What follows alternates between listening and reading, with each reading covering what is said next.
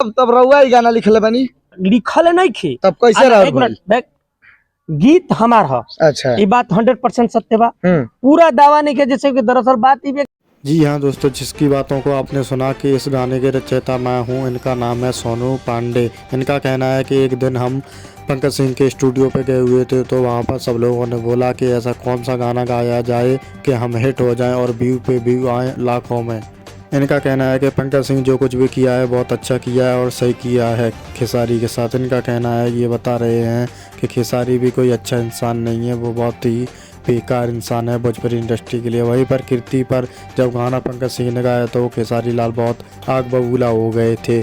तभी पता चला कि इस डायरेक्टर ने ही इस गाने को लिखा था और पंकज सिंह से गवाया गया था। इस गाने को लेकर भोजपुरी इंडस्ट्री में काफ़ी बवाल मचा हुआ है कीर्ति बेटी के ऊपर। जब से ये गाना आया तब से बवाल ही बवाल हो रहा है भोजपुरी इंडस्ट्री में।